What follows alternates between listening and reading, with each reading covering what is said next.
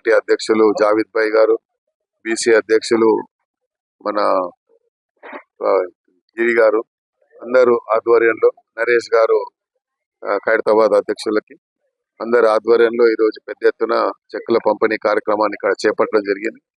ప్రధానంగా ప్రభుత్వం ఇచ్చేటువంటి ప్రతి సంక్షేమ పథకంలో పేద ప్రజల్ని భాగస్వామ్యం చేయాలన్నటువంటి ఒక సంకల్పంతో ప్రభుత్వం ప్రవేశపెట్టిన ప్రతి పథకాన్ని పేద ప్రజలకు అందించేదానికి మా నియోజకవర్గంలో ఉన్నటువంటి కింది స్థాయి కార్యకర్తలు వారి సమస్యల్ని మా దృష్టికి తీసుకురావడం, ఆ సమస్య పరిష్కారానికి మేము ముఖ్యమంత్రి గారి దృష్టికి తీసుకెళ్లడం, ఇలాగా నిరంతరం కొనసాగేటువంటి ప్రక్రియలో భాగంగా ఈరోజు ఖైరతాబాద్ నియోజకవర్గంలో సుమారు 78 మందికి మరి ఆర్థిక సాయం అందించడంలో చాలా ఆనందంగా ఉంది.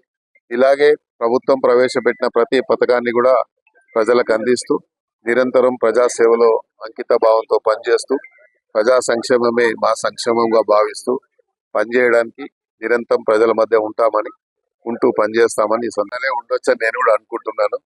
నాకు అలాంటిది ఏం సమాచారం లేదు. మీ దగ్గర సమాచారం ఉంటే ఇవ్వండి. ఆ ఊహాగానాలకు సంబంధించి మళ్ళీ ఏదైనా ఉంటే చెప్తాను. అధిష్టానం నిర్ణయం మీద ఉంటది కాబట్టి దాని గురించి మనం మాట్లాడడం కరెక్ట్ కాదు. అధిష్టానం ఎవరికి ఇచ్చినా కూడా అది గెలిపే ఖాయంగా పనిచేసేటువంటి బాధ్యత ఉంటది. ఒక మరి కార్యకర్తగా అధిష్టానం నిర్ణయం తీసుకుంటుంది సరైన సమయంలో. ఎందుకంటే ఇప్పుడు ఉన్నటువంటి రాజకీయ పరిస్థితిలో మరి జూబ్లీహిల్స్ గెలవడం అనేది చాలా ఇంపార్టెంట్ కాబట్టి అధిష్టానం ఎవరికి టికెట్ ఇచ్చినా ఆ శక్తి వంచన లేకుండా కృషి చేసి అభ్యర్థిని గెలిపించడానికి మేము అన్ని రకాల ప్రయత్నం చేస్తాం. ఇప్పుడు కోర్టు పరిధిలో ఉంది కాబట్టి నేనేం మాట్లాడినా సబ్జుడీస్ అవుతుంది కాబట్టి దాని గురించి అసలైన తొలి వెలుగు.